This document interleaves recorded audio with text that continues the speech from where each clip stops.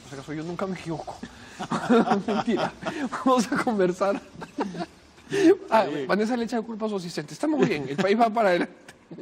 Bueno, el congresista, buenas noches, gracias por venir. ¿Cómo estás, Mijael? ¿Qué tal? Bien, primero, tema importante y tema que además despertó polvo el viernes por la noche. ¿Qué pasó? Explíquenos en cristiano con la acusación que tendría que haberse encajado mayoritariamente el señor Inostroza con la tipificación de crimen organizado. Bueno, yo creo que lo que ha primado esa noche es que cuando se trataba de definir el tema de crimen organizado no estaba claro en el informe, ¿no? Y eso lo manifestaron varios congresistas, entre ellos Javier Velázquez Quesquén y yo, que no somos miembros de Fuerza Popular, por eso los menciono específicamente. Y es que para que una situación determinada encaje en lo que es crimen organizado, tiene que tener una serie de atributos, ¿no? Y criterios taxativamente definidos, ¿no? Claro, y por la Convención de Palermo, ¿no? Entre ellos, tener una clara estructura jerárquica, espalda financiera, ser multidisciplinario, que la organización sobreviva a la captura de los cabecillas, ¿no? Trabajar en diversos ámbitos vinculados a la política, lo económico, etcétera, etcétera, ¿no? Entonces, eso no estaba claramente tipificado. Y eso originó que, por ejemplo, en mi caso, yo planteara en inicio un voto contrario, acusar al señor Inostroza. Pero luego, la asesora del congresista Pacori me explicó, y él mismo a lo largo del debate, que esos considerandos estaban distribuidos en el informe y que había otro informe de la Fiscalía, que tengo entendido, el día de hoy lo han reclamado los voceros de Fuerza Popular y se entregaría a los 130 parlamentarios para ser discutido este día jueves. Si es así, ya tendríamos evidencias claras de que existe una suerte de organización criminal. Indicios, por lo menos. Indicios, por lo menos, que justificarían el antejuicio político. Y dígame, congresista, ¿esta información que se les revelaría a los 130 congresistas contiene información que hasta ahora se ha mantenido solamente la conocía el llave? congresista Pacori. Correcto. Y que en todo caso no ha sabido trasladarla de manera adecuada al informe, ¿no? Ahora, ¿le parece que aquí se ha planteado, como conversábamos antes de entrar al aire, una falsa dicotomía? Porque al día siguiente se armaron dos bandos, ¿no? Todos aquellos que decían que el informe estaba mal hecho y todos los que decían que había habido un blindaje. Y yo decía, de repente hay una tercera opción, de repente ha habido un blindaje y el informe está mal hecho, no son suficientemente mutuamente excluyentes. Y por lo tanto votar en contra no necesariamente es malo, porque uno tiene que ver ese tipo de acciones, y lo decía el doctor Valentín Paniagua, el juicio y el antejuicio en términos del impacto que va a generar en la sociedad y sobre todo el daño que se puede hacer si uno los plantea de manera inadecuada. ¿Por qué? Porque uno puede decretar la inhabilitación o la acusación de una persona determinada ante la Fiscalía, si se trata de un juicio, de un antejuicio político, y esa persona podría triunfar en esas instancias y regresar, si es que uno parte de una estructura de acusación mal hecha. Por eso es que es importante que con cabeza fría evaluemos los informes, y yo creo que este pleno del día jueves va a servir para que sin apasionamientos, sin exigencias, sin tweets, ¿no?, que digan que se condene como si fuera un sinónimo de lapidación tuitera, ¿no? Pensemos en las consecuencias de nuestros actos. Y acá no se trata de justificar absolutamente a nadie. Si ese señor tiene graves indicios de organización criminal, pues que enfrente el juicio y el antejuicio, que hasta ahora es la posición mayoritaria y que yo comparto. Pero hagámoslo bien, sustentadamente, encontrando los argumentos adecuados, más aún si ahora tenemos al frente un informe importante como el del fiscal, ¿no? Ahora, y entonces usted cambió su voto al final cuando aparece esta información. Bueno, lo que sucede es que esperé al final porque eso es lo que corresponde reglamentariamente, ¿no? Lo podría haber cambiado de inmediato. Lo que sucede es que cuando yo planteo eso, luego tengo la suerte de conversar con el asesor, me dice. Con la asesora, una señora, claro, Pacori, que me abordó en los pasillos del Congreso, me explicó y luego la misma explicación que dio el congresista Pacori y luego lo que conversé con otros colegas y cambié mi voto, ¿no? Y cuénteme una cosa, una vez que usted recibe esta información suficientemente contundente para su espectro de análisis como para cambiar su voto y conversar con otros colegas, ¿usted expone esta información frente a los demás colegas? No, esa noche ya no, porque ya era de ya era muy tarde. Ahora lo que corresponde es el pleno, ¿no? Simplemente cambié mi voto porque ya había pasado el momento de mi intervención, pero con tranquilidad esperaré el día del pleno para sustentarlo, ¿no? Sin ningún problema. Ahora, ¿qué de lo que le adelantó? Y yo, por supuesto, no le puedo pedir que adelante un juicio porque atentaría contra su propia Bueno, lo único que te puedo función. decir de manera contundente es que sí hay indicios de una organización criminal. Indicios Eso es lo que le iba a preguntar. sólidos. ¿Qué indicios ha encontrado usted? Bueno, lo que pasa es que el informe todavía no lo podemos adelantar hasta el Pleno, Ajá. ¿no? Hasta ahora es una explicación verbal. Recién nos van a entregar el informe. Pero por lo explicado, porque de esto sí ha tenido conocimiento el congresista Pacori, sí hay indicios contundentes. Entonces, la solicitud del día de hoy de los voceros de Fuerza Popular, que yo comparto, es que tengan todos el informe para que de esa manera puedan tener elementos de juicio suficientes para este día del Pleno, ¿no? Ahora, también es importante, citando, como bien usted hizo, al doctor Paniagua, recordar que la votación que ustedes hagan no tiene que tener una valoración de las pruebas exhaustiva como sí tendría que tener en el Poder Judicial. Estamos en un De acuerdo, fuero político, de ¿no? acuerdo, Y la así carga es. de la prueba, digamos, la está asumiendo en este caso el congresista Pacori, El tal Congreso- como usted hizo con el señor Chavarri, por una dinámica política. Claro. Pero en todo caso el Congreso no va a meter preso a nadie. La Comisión Permanente acusa ante el Pleno. Claro. Nuestra función es imputar, nuestra misión no es juzgar de ninguna manera. Entonces, nosotros lo que tenemos que ver a partir de encontrar una serie de indicios que repercutan en lo político o en el delito funcional, pues simplemente precisarlo y hacerlo llegar a la Fiscalía, si se trata de un antejuicio, y actuar decididamente con la inhabilitación y la pérdida del cargo si es que se trata del juicio político, ¿no? Ujú. Y con respecto, le preguntaba también antes de entrar al aire, pero me parece fundamental porque es un tema que tiene a los peruanos muy pendientes, el informe que presentara usted en contra del señor Chavarri, ¿qué es lo que viene? ¿Se va a discutir y luego Ya. tendría que ir, si es que se aprobase, el señor Chavarri a defenderse? Aprovecho de tu programa para explicarle a la gente, a todos los que nos están viendo, que ese es un tema que lamentablemente no se ha tratado todavía, a pesar de los esfuerzos del congresista Segura, porque estamos abocados a la exigencia del presidente, que también es válida, para sacar adelante las reformas. Ya. El 80%, 70% de integrantes de la comisión, de la subcomisión de acusaciones constitucionales, pertenece a la Comisión de Constitución. Y entonces van muertos porque no pueden... Entonces, nunca hay quórum. Y aún más, el reglamento faculta a los miembros de la subcomisión de acusaciones constitucionales a que tengan prioridad en su trabajo por encima inclusive del Pleno.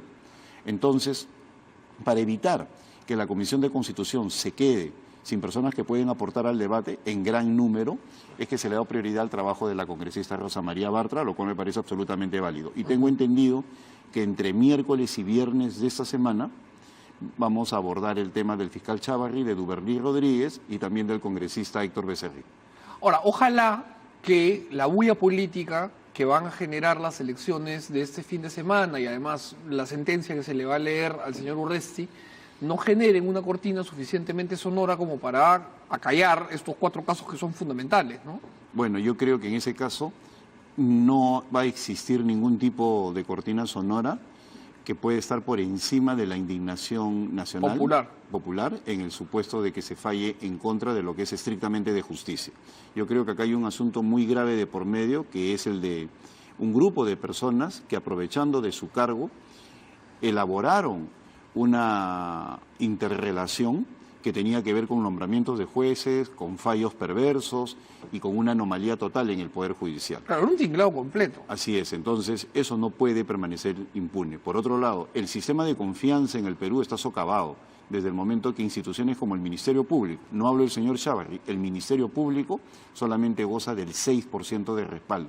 Y algunos dirán, no, que en términos de encuesta, entonces el Congreso puede tener menos o más. Históricamente, el Ministerio Público, con excepción de la década de los 90, ha estado muy por encima de lo que significa el Congreso de la República. El Congreso de la República en cualquier lugar del mundo no es muy popular, que digamos. Y además es un fuero en el que intrínsecamente hay ataques de un Así lado es. hacia el otro, por tanto se hacen daño. Pero ¿no? a eso no solamente queda en el ámbito de las encuestas, sino también en lo que está significando en el Colegio de Abogados, en la serie de demandas que hay por cuestiones morales y éticas, en la misma exigencia ciudadana a través de diversas organizaciones no gubernamentales, en el clamor internacional de ver eso con particular desagrado, la forma como se maneja el sistema de justicia en el Perú. Entonces no es una cuestión aislada, es una cuestión que en términos contextuales y holísticos porque es integral y contextual por todo lo que está pasando en el país, pues simplemente está generando graves problemas en la administración de justicia,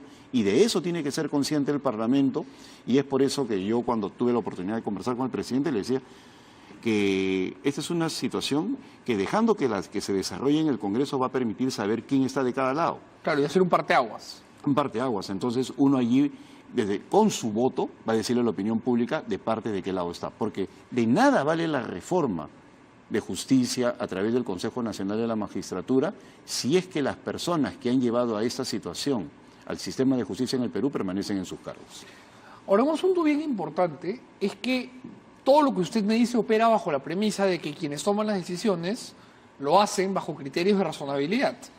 Pero el pasado próximo nos dice que no necesariamente es así. Y tenemos una encuesta que ha publicado el día de hoy Perú 21, hecha por Datum, que tenemos además una imagen, Vanesita, para poner en pantalla, que muestra que el presidente viene creciendo geométricamente, ya podemos decir, en popularidad.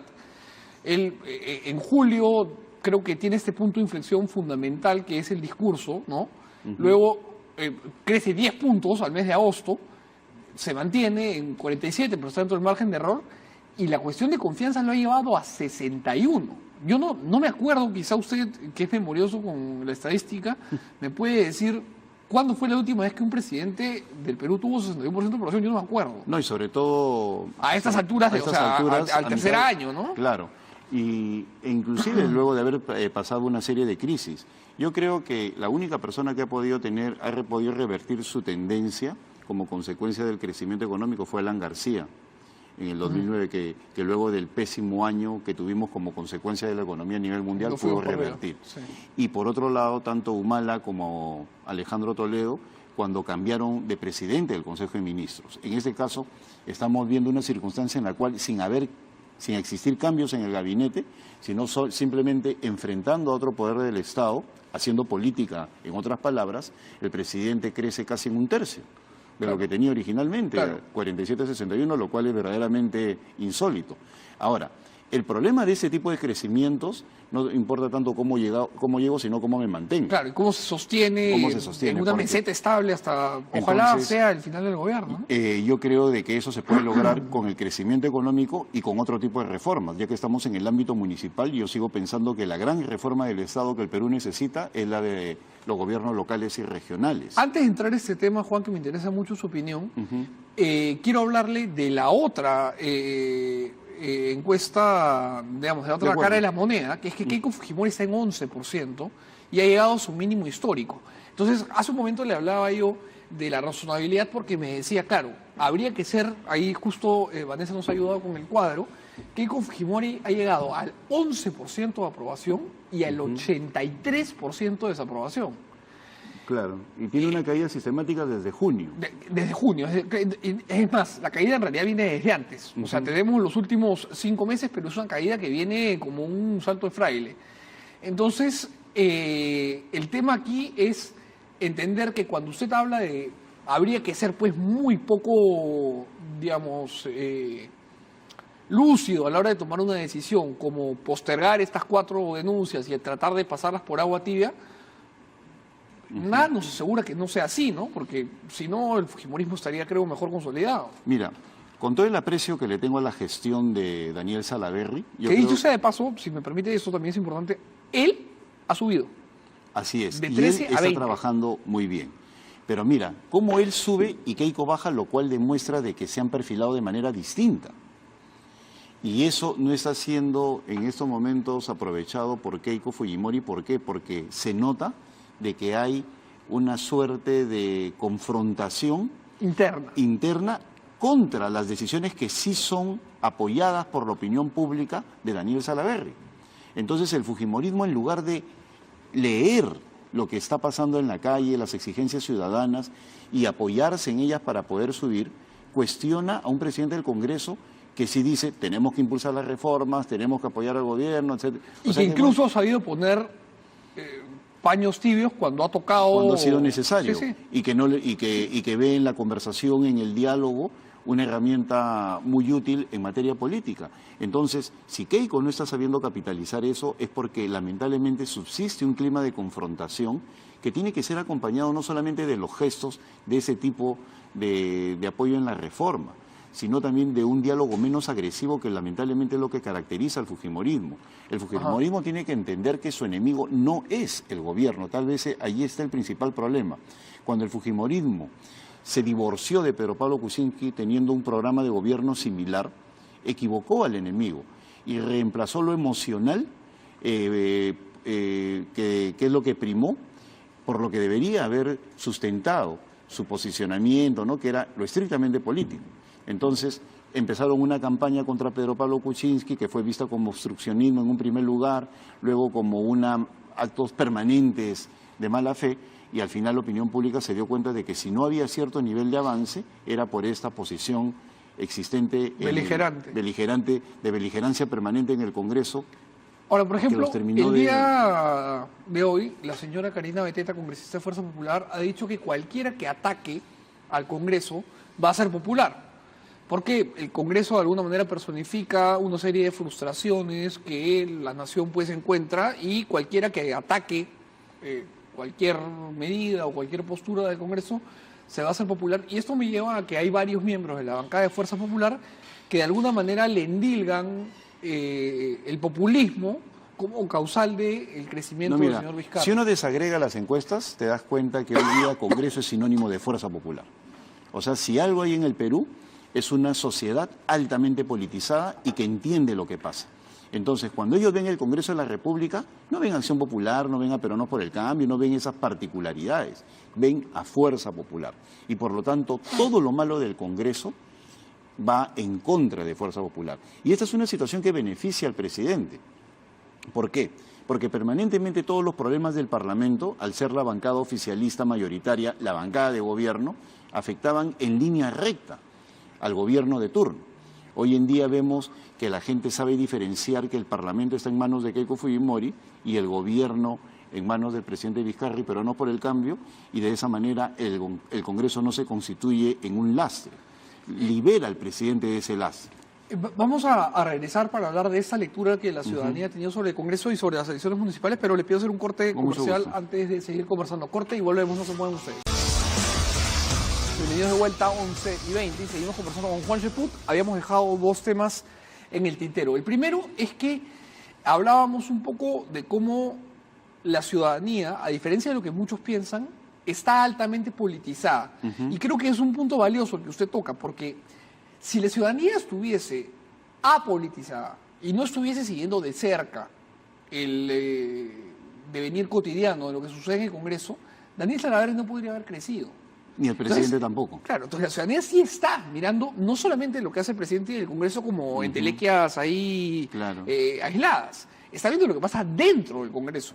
Porque si no, no hay explicación de cómo así el señor Salaverry crece y la señora Fujimori baja. Y valora los esfuerzos del presidente del Congreso, de Daniel Salaverry, de buscar una armonía con el Ejecutivo y sobre todo una armonía con las propias fuerzas políticas, y encuentra en un sector de Fuerza Popular a personas que lamentablemente le corrigen la plana. Por ejemplo, la misma Karina, a mí me sorprende que el día de hoy también tiene una declaración en la cual indica que el presidente del Congreso es libre como cualquier congresista de opinar. No es así, pues el presidente del Congreso es el presidente del Congreso elegido por nosotros. Y eso mismo es lo que le están criticando algunos, ¿no? Claro, entonces él está teniendo una actitud realmente positiva, que puede significar enfrentamientos, y se coloca en la categoría de los buenos presidentes del Congreso, porque yo he tenido la oportunidad de ver cómo Antero Flores y Carlos Ferrero, sobre todo en la época de Alejandro Toledo, con Javier Velázquez Quezquén, con Alan García, perfilaban a la persona que, representando al Congreso, sabía enfrentarse al Ejecutivo, o sabía conciliar con el Ejecutivo, o sabía dialogar con el gobierno. Esta es justamente la crítica de la que le hablo, porque hay algunos sectores del fujimorismo que critican a Daniel Salaverry, cosa que más bien muchos aplauden, por estarse comportando como presidente del Congreso y no como vocero de su bancada. Es que ahí es una lectura equivocada, ¿no? Porque es un poder que también tiene la obligación de leer lo que está exigiendo la ciudadanía. Y de recoger todas las voces que Así es, y integran, por lo tanto, desde el momento que el Congreso es la máxima representación política de la sociedad en su conjunto y el gobierno está elegido para ejecutar y nosotros para legislar y fiscalizar, pues él no puede ponerse de espaldas a un 93% que reclama reformas y tiene que ver cómo concilia con el jefe de Estado para ponerlas a cabo, ¿no? Entonces lo peor que podría hacer es decir, tú quédate con tus reformas y nosotros seguimos con nuestra agenda. Eso sería una locura, ¿no? Ahora, hay un tema que se vincula con esto, que es que en Fuerza Popular hay algunas voces, y siempre digo algunas voces porque también hay voces temperadas en Fuerza Popular y que creo que van más bien alineadas con lo que está haciendo Daniel Salaverry. Pero hay quienes dicen que la popularidad del presidente se debe a esta pechada al Congreso, pero que todos los temas de fondo han sido olvidados y que el presidente se ha convertido en un demagogo en donde se está dedicando únicamente a plantear temas que la gente quiere ver sobre la mesa y que la reconstrucción, la anemia, el frío, los colegios, la infraestructura, la economía han pasado a ser simplemente rumores. Mira, ese tipo de pechadas es absolutamente válida en política, pero te sirve como gatillador. Entonces, eso te da el oxígeno suficiente, es como el primer cohete que te permite romper la atmósfera y luego tiene que venir otro cohete para salir de ella y luego ya pasar al espacio, ¿no? Entonces, este primer disparador le sirve al presidente para ganar legitimidad. Pero el desafío ahora no es seguir creciendo, sino mantenerse. ¿Y cómo consigue esa legitimidad? Él tendrá que ver si hay cambios en el gabinete, si hay otras reformas, si sigue en una actitud desafiante, que yo creo que eso ya no debe ser así. Pero sí es absolutamente válido lo que él ha hecho. Y lo hace en una circunstancia, no lo olvidemos.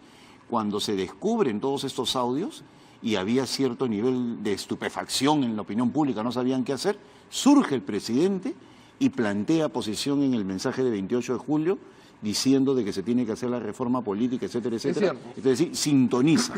Entonces no fue un mensaje de 28 de julio más, fue un mensaje catalogado por todos los peruanos como uno de los mejores que hemos escuchado en los últimos años, porque recogió el sentir ciudadano y lo transformó en reformas profundas y planteó el referéndum. Ahora, yo sé que es usted uno de los congresistas que el presidente más escucha y con quien más habla.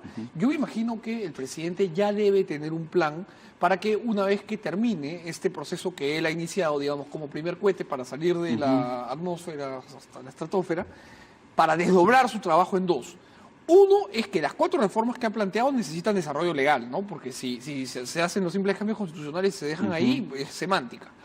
Y luego, me imagino, tiene un plan para abordar los otros temas que ya he mencionado. Pues, ¿no? Efectivamente. La infraestructura, el tema de la economía, ¿no? En paralelo, el presidente tiene varias preocupaciones, ¿no? Una de ellas tiene que ver con la seguridad y la otra con la economía y el tema de la reconstrucción. Para el otro año ya tenemos una primera presentación en sociedad de todo lo que significa mejora urbana con el tema de los panamericanos, que se está cumpliendo en contra de lo que muchos auguraban negativamente. Entonces, sí se está trabajando en varios frentes, hay una mejor relación con la bancada y con otras fuerzas políticas, y yo creo que el presidente y el premier en ese caso sí están articulando un mensaje que tiene que ver con, no solamente con sintonía, sino con satisfacción de necesidades y en paralelo diseñando otras reformas para que de esa manera se consolide esta situación. Yo creo que la reforma que debería tener protagonismo en el 2019 es la reforma que tiene que ver con gobiernos regionales, con el proceso de descentralización en general, ¿no? Que estuvo mal hecho, ¿no? No, lo que sucede es que es un tema muy complejo que se descuidó y que nunca se ejecutó como tal. Entonces, desde el momento que la misma academia se descuida de estudiar el tema regional y local, confunden región con territorio, etcétera, etcétera, no existe un soporte teórico adecuado a los impulsos políticos. Pero no hay marco que lo soporte. Así es, yo creo de que ese es el gran desafío del 2019 para el país. Yo sí creo en la región, indiscutiblemente, creo en que tiene que haber una suerte de ordenamiento territorial. Es imposible seguir avanzando hacia el desarrollo sin tener un territorio mucho más ordenado que nos permita generar economía de escala. 1.874 distritos, Lima tiene 43, eso se da 10 millones de habitantes. Por eso es una pesadilla ser alcalde de Lima. Es una tragedia de los comunes. Así es. Ciudad. No podemos seguir con una estructura napoleónica, ¿no? De prefecturas convertidas en alcaldías. Entonces ya es necesario pensar de otra manera lo que significa Lima y yo creo que ese es el desafío del Ejecutivo para el próximo año, ¿no? Antes de entrar a ese tema, que también lo había yo anunciado, quería preguntarle dos cosas. Una tiene que ver con el señor Vizcarra, porque creo que ha acertado no solo en su lectura del sentir de la gente, sino que, y esa es una percepción, por eso la pregunta, durante los años en los que gobernó el señor Kuczynski, yo no veía unión dentro de la bancada. Y es curioso porque la bancada ahora es más pequeña, han habido decisiones y todo, pero la semana pasada estuvo con nosotros bastante largo la vicepresidenta y congresista Mercedes Arauz, y nos hablaba de una relación estrecha y muy solvente de trabajo con usted, con el propio señor Villanueva, que se han limado asperezas, que se han pasado la página y que está el Ejecutivo trabajando muy, digamos, de manera muy lubricada. ¿Esto usted lo ve de la misma manera? Por supuesto, nosotros tenemos reuniones permanentes, tenemos todo tipo de comunicación, virtual, personal, y un permanente nivel también de intercambio de opiniones con el Ejecutivo, ¿no? Yo en lo personal tengo muy buena relación con César Villanueva, también con el presidente de la República, con su mismo staff, con Miriam Morales. Entonces, existen en estos momentos los niveles adecuados de coordinación. Tenemos que mejorar todavía el trabajo a nivel ministerial. Ojo, no estoy hablando mal de los ministros, sino el trabajo de interrelación, que sufre, ¿no?, de un grave déficit que es en el número.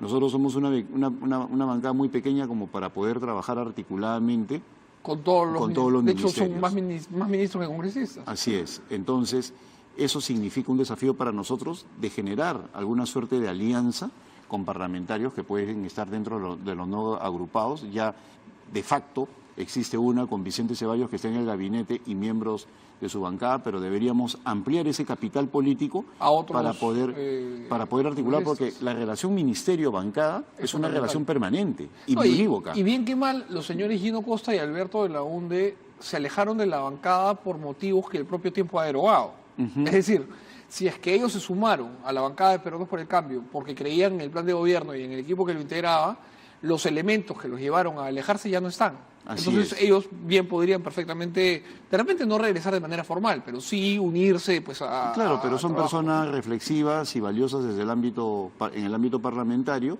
y sí mantienen un buen nivel de coordinación con Vicente Ceballos y con el propio Premier, ¿no? Entonces, ahora sí a la estadística que quería terminar yo con su lectura. La primera, ¿cree que si Keiko Fujimori empieza a actuar siguiendo la línea de Daniel Salaverry, más conciliadora, buscando consensos, va a empezar a subir en las encuestas, o cree que ya esto es el salto del fraile? No, yo creo que ella tiene tiempo para hacer un gran gesto político de cambio, ¿no?, de cara al 2021. Eso pasa en primer lugar por establecer una agenda política coincidente con la del presidente de la República, marcando su perfil, ¿no?, sin abandonar la fiscalización, el control político. No se le puede ver como la permanente beligerancia, ¿no? Yo creo que eso le ha hecho muchísimo daño. Ella tiene que encontrar una fórmula adecuada como para poder revertir, sobre todo, el problema de credibilidad que tiene ahora.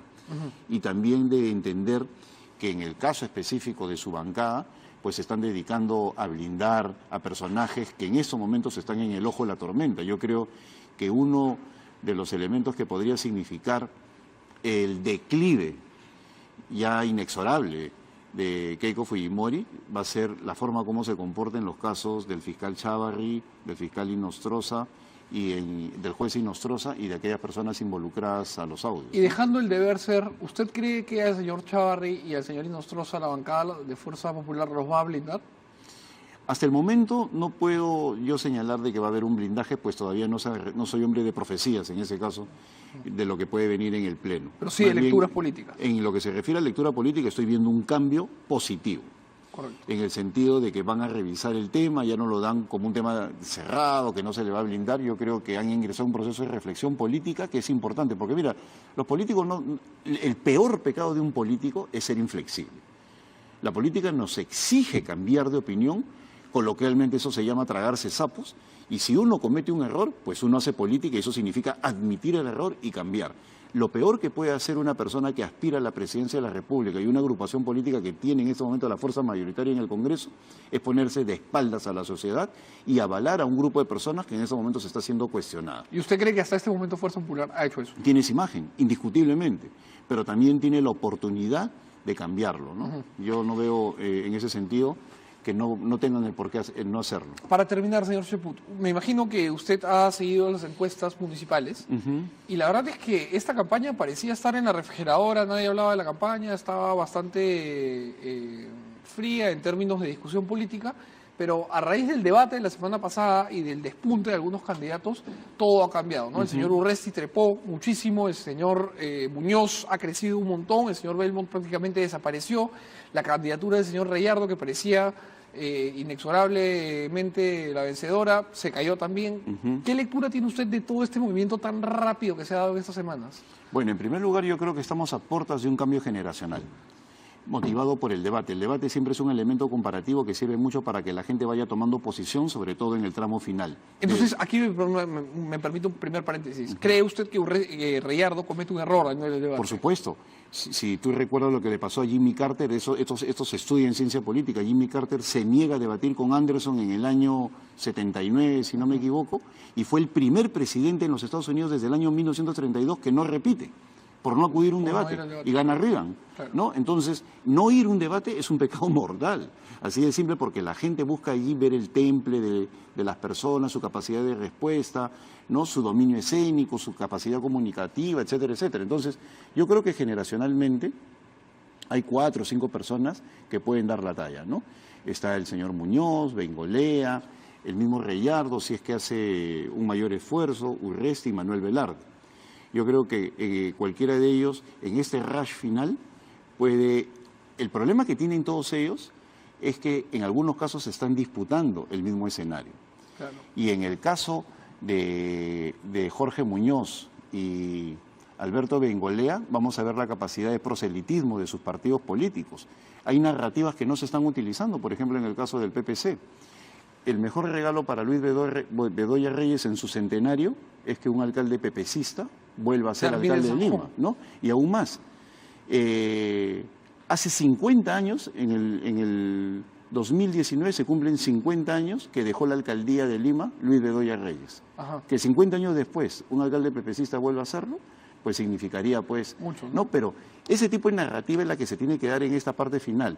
Y por otro lado, hay personas que han hecho buena gestión, pero que lamentablemente se están disputando. Yo creo que el cambio generacional que se viene, ya que los últimos 18 años han estado en manos de Villarán y Luis Castañeda, va a ser muy positivo para la ciudad.